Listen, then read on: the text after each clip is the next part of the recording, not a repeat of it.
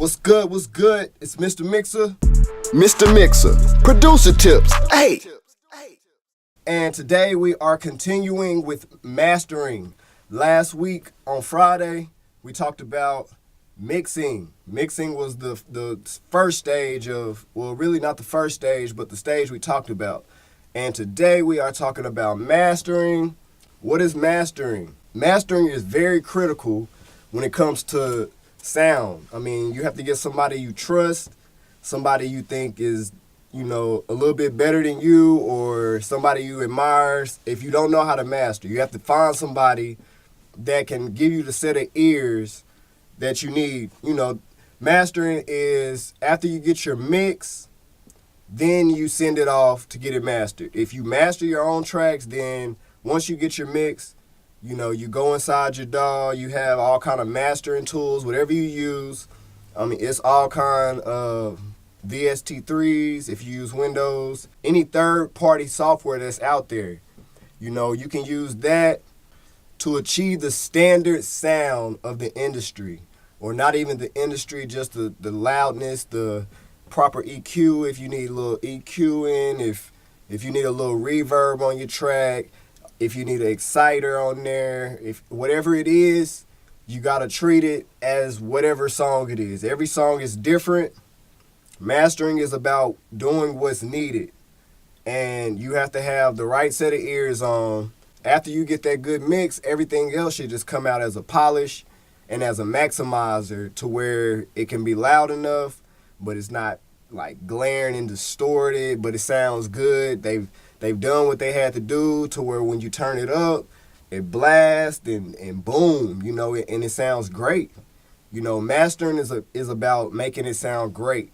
That's that polished product after, once you get it mixed, especially if the mix isn't that good. Some people can't mix as good. And you can't go back and do the mixing for them because maybe they didn't have the files or they just sent you an MP3 or a wave.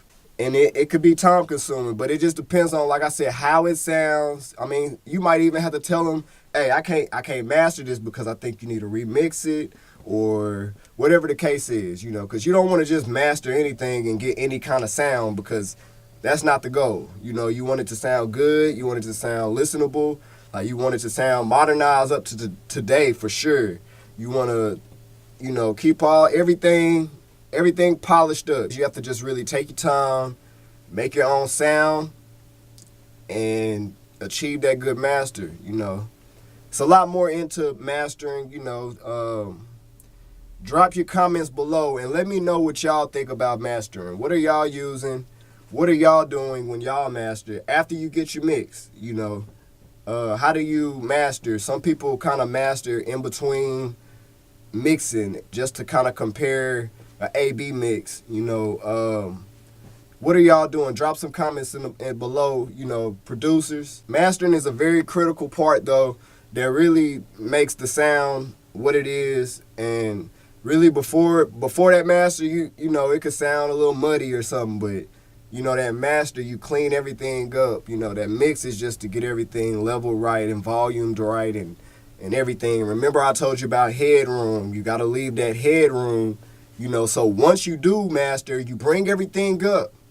You gotta leave it down so you can bring it up, because if you have it glaring, distorted, it's gonna sound like that. You don't want distortion, you don't want none of that.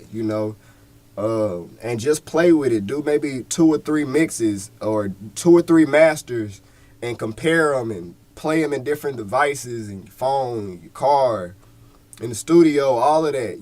Just compare and learn your ears and what sounds good and what sounds bad, because you don't want something that's gonna sound bad.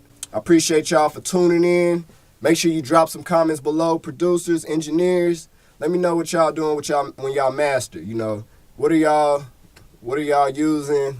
Just throw some feedback in there. So anyway, MrMixerTheProducer.com. Make sure you go check that out. And Mr. Mixer Producer Tips. And I'm out of here. Hey.